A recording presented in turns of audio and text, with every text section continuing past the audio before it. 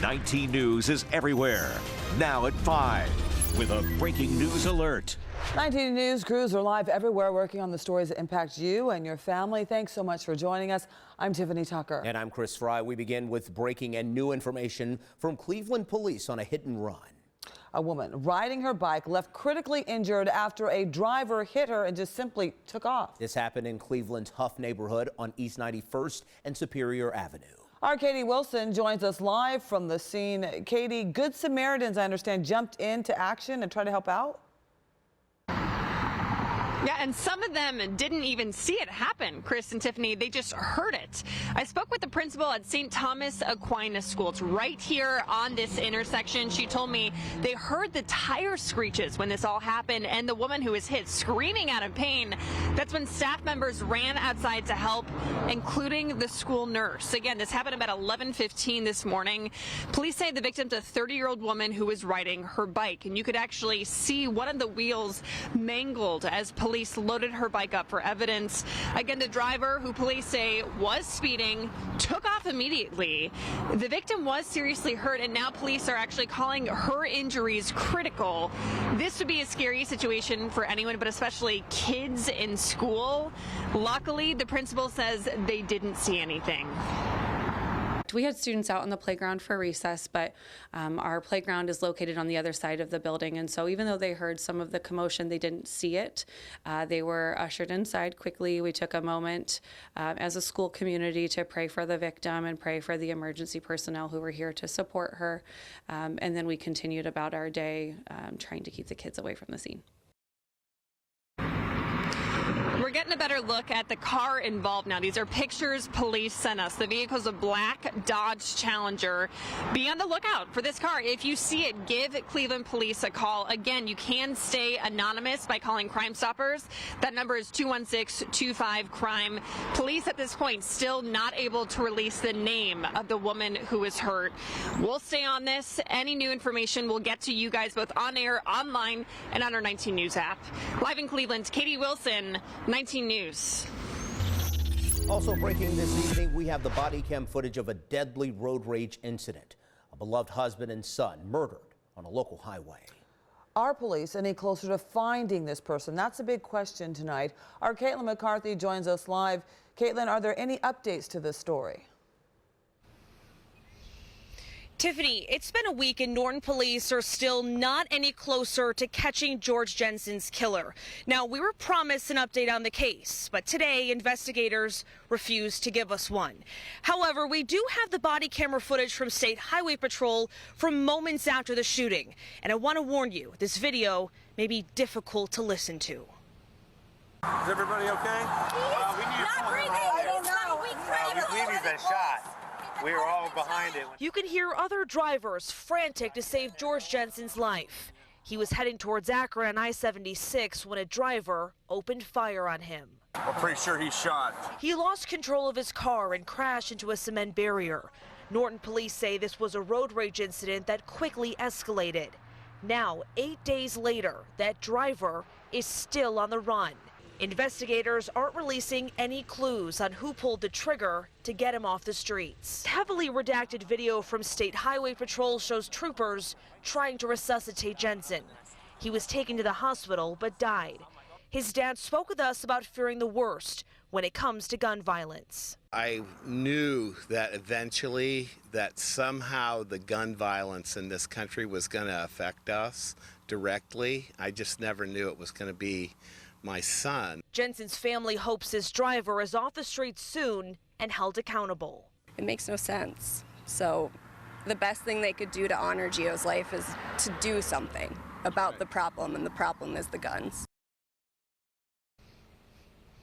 Now, all police have said is they have numerous leads. So I tried talking to the captain today, and I was told he was not available. So in the meantime, a killer is still roaming the streets. Reporting live in Norton, Caitlin McCarthy, 19 News.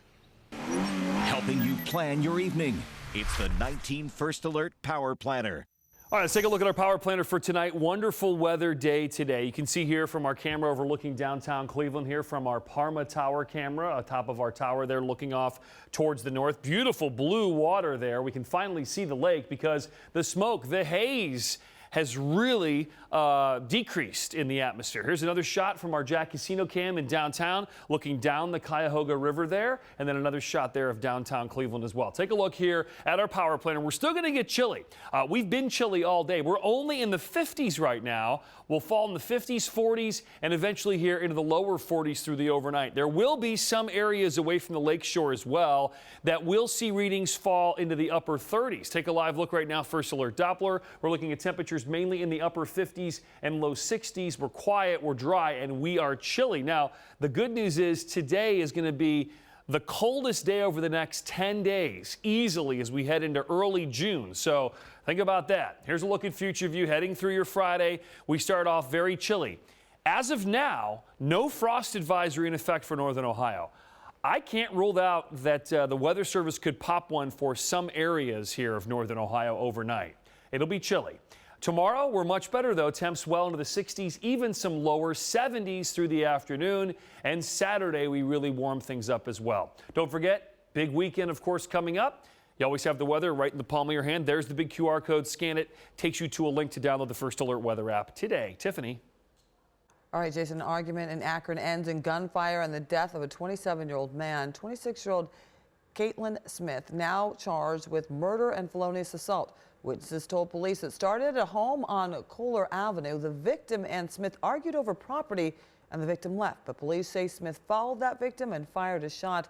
The victim was taken to Cleveland Clinic Akron General but died from his injuries. A woman is in jail accused of driving under the influence and crashing into a construction worker and his truck. Police say Christian Kipp hit that worker on a busy road outside of Cincinnati and had a blood alcohol test to determine to see if she was drunk. Jacob Moore with Milford Waterworks says he's thankful no one got seriously hurt and hopes this serves as a reminder.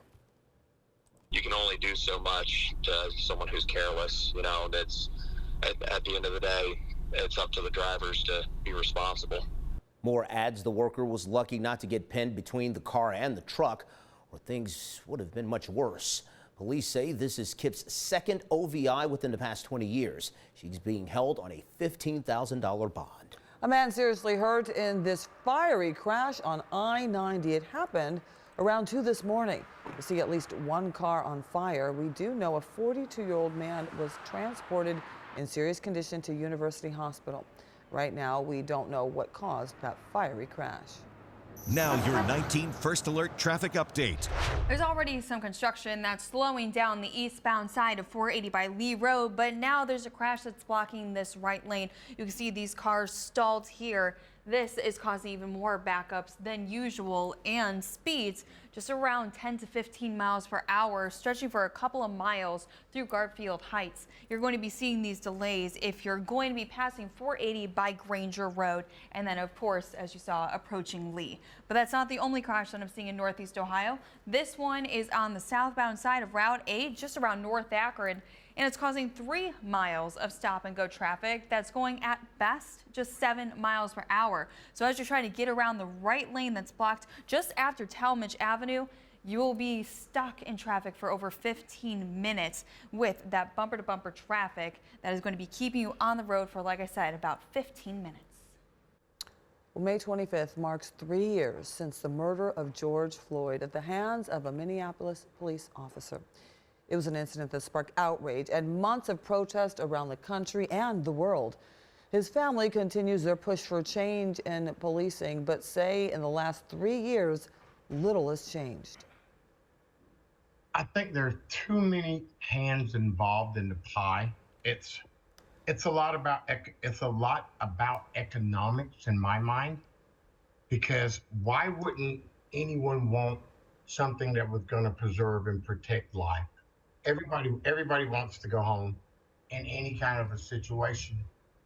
But until we come to the point where everybody's on the same page, we're going to have this problem. Well, President Biden released a statement recognizing the anniversary, calling on Congress to take up police reform.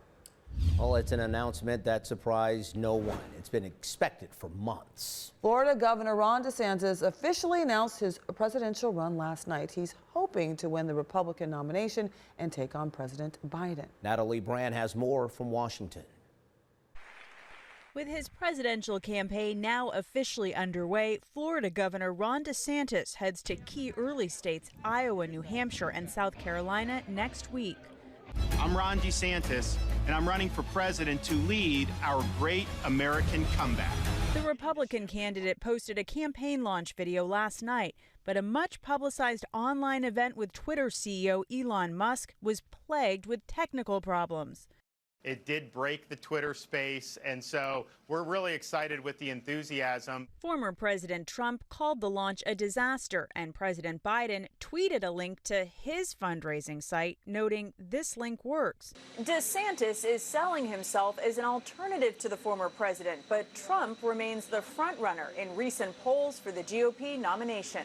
His campaign has a new ad highlighting how DeSantis previously supported Trump. Isn't it time DeSantis remembers how he got to where he is? GOP presidential candidate Nikki Haley also took aim at DeSantis. The way he speaks, the way his hand gestures are, the fact that he's moved his policies, all of it's copying Trump. As the battle for the GOP nomination grows more contentious, it's also getting bigger. South Carolina Senator Tim Scott joined the field earlier this week. Former Vice President Mike Pence has signaled he could also jump into the race in coming weeks. Natalie Brandt, CBS News, Washington. A spokesperson for the DeSantis campaign says he raised $1 million within an hour of his presidential announcement. Now, your 19 First Alert zone-by-zone forecast.